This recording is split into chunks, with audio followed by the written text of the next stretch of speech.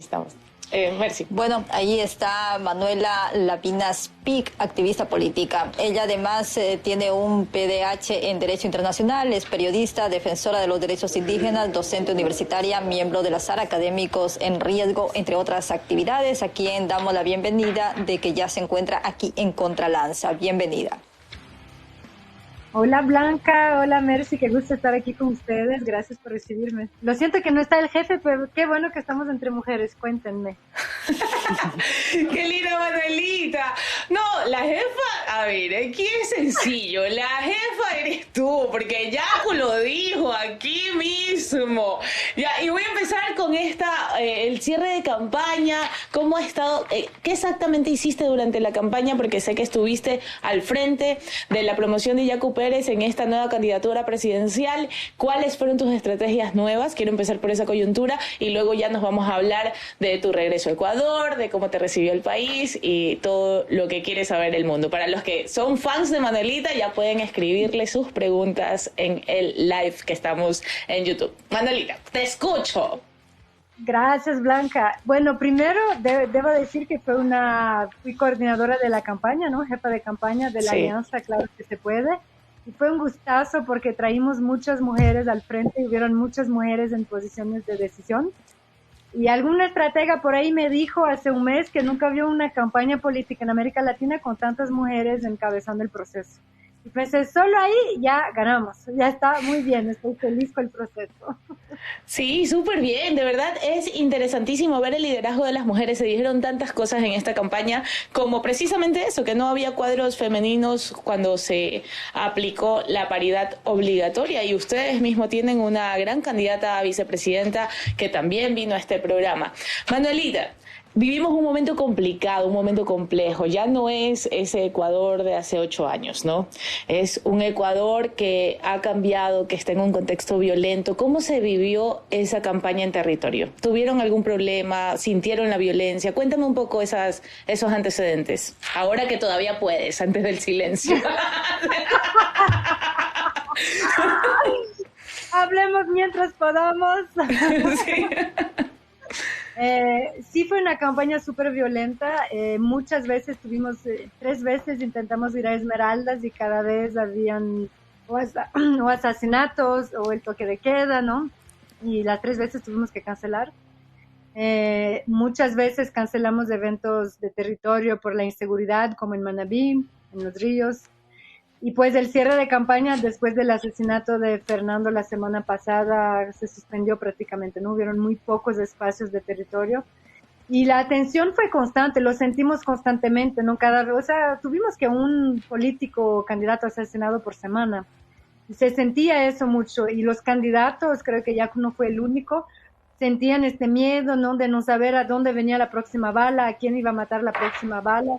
Entonces, además de cancelar la agenda y la capacidad de hacer territorio, que es un poco el fuerte de Yaku al menos, de abrazar a la gente en su bicicleta de bambú, también sentimos el miedo, ¿no? Y una autocensura de parte de muchas personas, no solo los candidatos.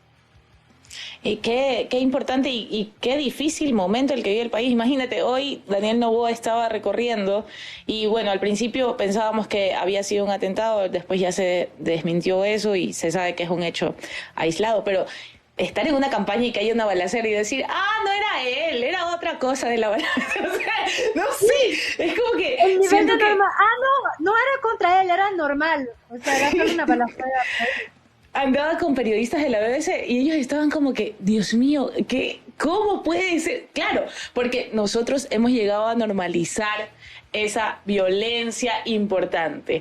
Dime algo, Manuelita, si pasa Yaku, ¿qué se supone que vas a hacer? ¿Cuál es tu papel dentro de la candidatura, además de ser la primera dama? Nada, ninguno. Yo voy a volver como a la mujer de Correa, escondida.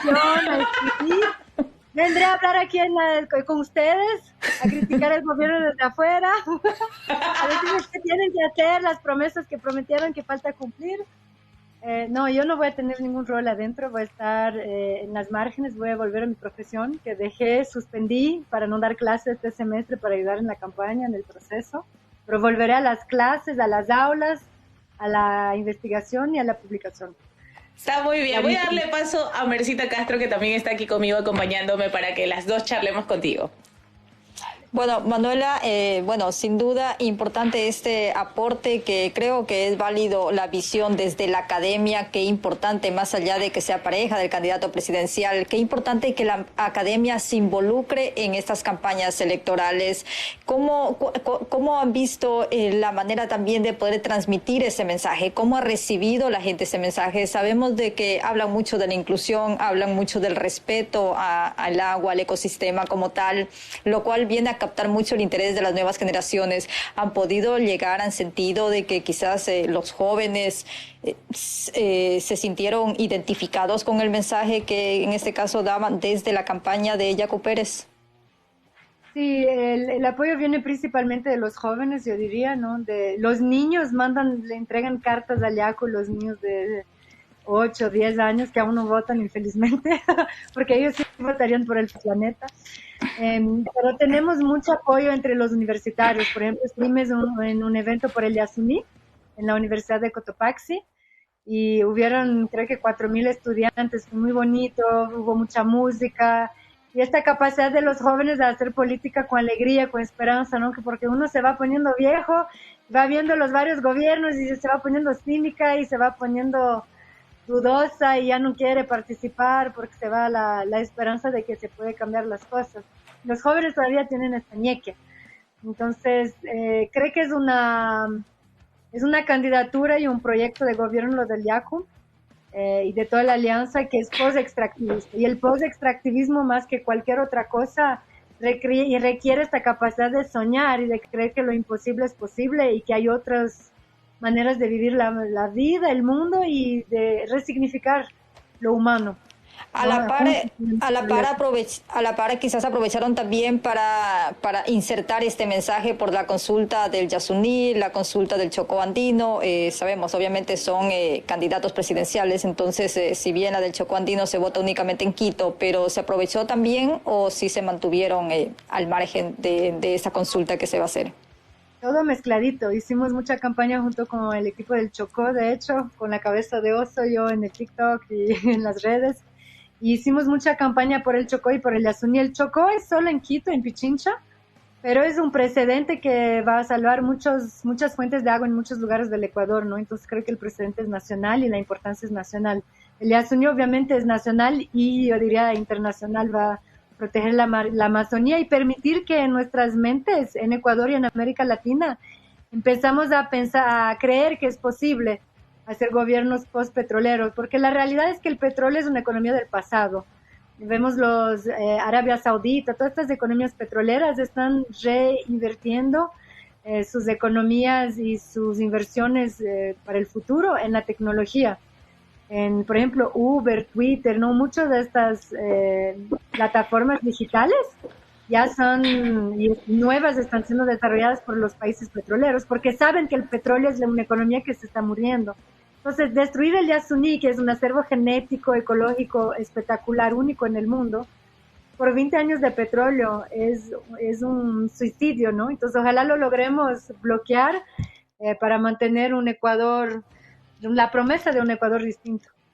Usted señaló también volviendo al tema político ya directamente, señaló de que más allá de los resultados usted volvería a sus actividades, la academia en el exterior principalmente.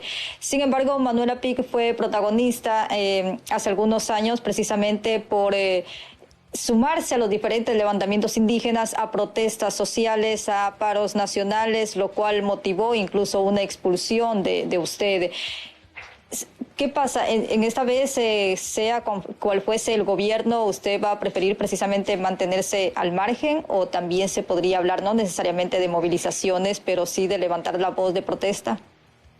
Siempre estaré levantando la voz en publicaciones, en la prensa, en los medios y probablemente en las calles en algún momento, gane quien gane. Mi labor académico se ha evolucionado a un labor periodístico. No trabajé con Al Jazeera durante 5 años y fue como periodista para Al Jazeera. Fui detenida por el gobierno de Correa, encarcelada y después expulsada del Ecuador. Después de meterme al periodismo, conocí a Yacu entrevistándole para Al Jazeera y me fui metiendo de poco a poco más en la política, en las calles, en la defensa de territorios, además de participar en protestas y de cubrir protestas, de participar en muchas luchas jurídicas, escribiendo amicus curiae, de testificando, siendo testiga en cortes, en varios casos, testigas en cortes nacionales, en cortes en Estados Unidos y en cortes en las Naciones Unidas. Y seguiré haciendo este trabajo. Creo que la responsabilidad de los académicos es llevar esta perspectiva científica, los datos, a la sociedad civil para que puedan opinar y juzgar, ¿no?, con sus propios criterios, pero de manera informada, llevarlo a los medios, que los medios puedan difundir criterios y científicos para que la gente pueda juzgar por sí misma, y poner los cuerpos en las calles, porque pensar que es importante la democracia, pero no salir a las calles cuando hay una propuesta de reelección indefinida de un gobierno, por ejemplo, es inconsecuente y es incoherente. Entonces, una cosa que siempre digo a mis estudiantes es: nuestro cuerpo debe estar donde están nuestras ideas, si no, las ideas no sirven. Manuelita, cuando hablamos de esto, de que las ideas no sirven, habiendo sido pisoteada por un gobierno autoritario, porque hay que decirlo, que te sacó y te expulsó en un momento en que tú eras activista. Donald, por favor, contéstale a Martita que esto es importante. Una llamada en medio del programa. Bueno, regresas y ves un Ecuador después de un juicio político. O sea, no regresas porque regresaste en 2018, estuviste aquí los 5 años, ¿no?, antes de volver a la palestra pública. Bueno, pero ves un Ecuador en esta actualidad, después de un juicio político, ves un Ecuador que va a sacar un presidente que tiene elecciones anticipadas, que está totalmente secuestrado por el narco. ¿Cuál es tu lectura de la democracia hoy? ¿Cómo puedes leer esta diferencia? Dos gobiernos de derecha, uno de izquierda demasiado autoritario y todo lo que ha pasado en la historia reciente del país. ¿Cuál es tu lectura como catedrática y como periodista? No quiero que me hables como la esposa del candidato. No, y tampoco puedo decir que estamos cagados, ¿no? Sí. ¡Chócala! Ya mandemos a ver nomás, Manuela, porque estoy... A ver, yo llegué al Ecuador en el 2004 y me acuerdo, llegué un par de meses, justo tuve tiempo de aprender bien el español y se cayó Gutiérrez, ¿no?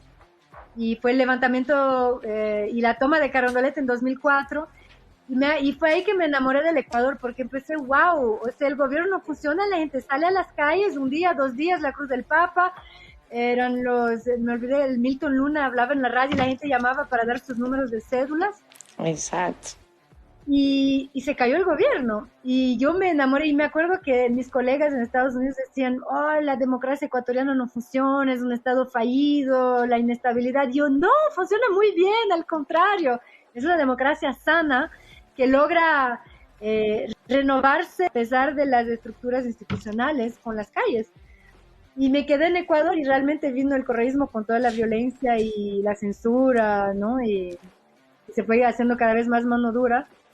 Y después de 2018 volví a un Ecuador más manso, pero se fue aumentando. Y yo vine a Ecuador en el 2004, en parte para no volver a Brasil, que era un país muy violento. Yo crecí con tanques de guerra en las calles de Río de Janeiro. Era normal que había asaltos en buses con ametralladoras. Era normal que las personas sean asesinadas con balas perdidas, por ejemplo. Tengo la mamá de una amiga que se murió con una bala perdida mirando la tele en la casa, porque hay balas por todo lado, ¿no? Balaceras. Y ahora que estoy en Ecuador y que Ecuador está peor que Brasil, este año, los últimos 2 años, ¿no? Pero este año ha sido una explotación de la violencia que me hace repensar si es posible recuperar el Ecuador. Y me obstino a creer que sí es posible, pero va a ser un reto muy grande. Y creo que es posible porque el Ecuador tiene recursos que otros países de América Latina no necesariamente tienen. Recursos emocionales, intelectuales, de diversidad. Hay una población indígena muy fuerte. Hay una parte de la Amazonía que está muy conectada al resto del país, no como en Brasil, que la Amazonía es algo lejos, distante, que nunca está conectado. Hay muchos idiomas y esta violencia es muy reciente y llega al final de estas experiencias de violencias narcos en América Latina. Entonces podemos aprender de nuestros vecinos, tenemos experiencias comunitarias vivas, presentes, ¿no? Entonces podemos revivir las comunidades para intentar corresponsabilizarnos por la seguridad, con ligas barriales, ¿no? Y seguridad barrial y cosas así. Entonces tengo esperanza que lo logramos hacer, pero sí va a ser necesario un gobierno que ejecute el presupuesto del Ministerio del Interior, que esté junto con la sociedad, que trabaje de la mano con la justicia y que no esté encubriendo y permitiendo más violencia, más corrupción, más jueces vendidos, etcétera, ¿no? Tiene que haber una alianza entre la sociedad civil y el Estado para que eso funcione. No, es un poco también utópico pensar que puede haber un cambio a mediano o corto plazo en Ecuador. Es de verdad difícil entenderlo. Y a este punto me voy un poquito también a meter de nuevo en la campaña, ya para ir cerrando, Manuela. Hubo un montón de publicaciones y yo sí quiero preguntarte, porque yo sé que esto casi no se pregunta cuando haces una entrevista de este tipo. Cuando aparecen estos... O sea, que entramos a la zona tabú ahora de la entrevista. Sí, sí, exacto. Me encanta, dice Manuela. Bueno, aparecen estas publicaciones en donde te atacan directamente. Lo primero que te han dicho es, apareces cada vez que Yaku está de candidato. Y quiero desmitificar eso, ¿no? O sea, para las personas que dicen que Manuela Pic solo está en la vida de Yaku cuando es candidato, les aclaramos esta noche. O sea, a ver, ¿qué les dices? Pues vendrán a ver, hay mucha presencia, muchos besos. No, he estado en clases en la Universidad de San Francisco el semestre pasado. De hecho, dando clases sobre sexualidad en política internacional. Vendrán a tomar la clase en la Universidad de San Francisco, es la única del país. He estado aquí desde 2018, desde que me dejaron volver, pero lo que sí es verdad es que doy clases, 3 meses por año voy a dar clases en Estados Unidos, y en parte porque siempre hay este miedo que vuelve el correísmo y que me vote de nuevo. Entonces mantuve un pie allá para no perder mi salario y mi casa y mi vida, todo de nuevo por si acaso, ¿no? Pero estamos aquí, firmes y presentes, defendiendo. Y durmiendo empiernados, que se aclare, ¿sí o no? Cargaditos.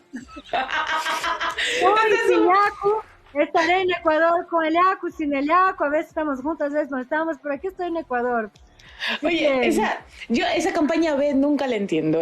Tiene como mucho odio. ¿Qué es lo peor que te ha pasado en estos momentos de campaña o en los momentos más turbios de tu vida como activista o como política al lado de tu esposo?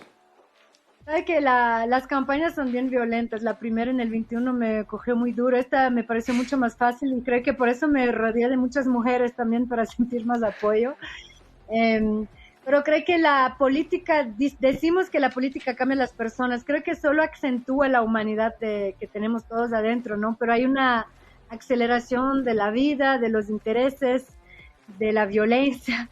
Y es difícil porque lo ves todo muy nítido, ya no hay ninguna ilusión, ya no hay espacio para esperanzas. Tengo más esperanza en acabar con la violencia en Ecuador que en ver la política no ser violenta, solo te digo eso. Con esto termino, Manuela, por el tiempo que tenemos. Hay una frase que dijiste y que a mí me causa un poco de escalofrío. Si vuelve el correísmo, me echan. ¿Crees que eso de verdad puede pasar? No que vuelva el correísmo, porque probablemente pase, pero que te vuelvan a echar, o sea, que vuelvan a duro con la represalia. Yo creo que el correísmo si vuelve con sentido de venganza, una palabra que fue utilizada bastante.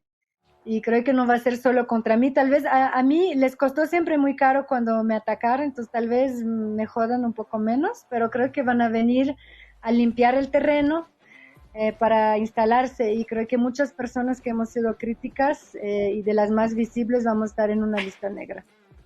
Importantes declaraciones. Manuela, yo te agradezco muchísimo esta entrevista. Mercy también está acá con nosotros y te damos un abrazo a la distancia. Ojalá vengas a Guayaquil, podamos tenerte en el estudio. Clarita. En persona, para abrazarles en persona. Me encantó la energía, la vibra. Muchas gracias. Tú sabes que eso es un encuentro, Manuela. Así de simple, así de simple. Nosotros los hippies, dicen. Vendré y vendré al final del programa si vamos a la tequilita después juntas por Guayaquil, que me muestren la ciudad un poquito. Por supuesto, ya, comprometida con ese City Tour para Manuela Pic desde la defensa. Gracias, Manuelita, un abrazo gigante y bueno, suerte ahí en las elecciones con tu amado. Gracias y suerte al país el domingo. Nos vemos, gracias chicas. Bye, bye. Muchas chao. gracias.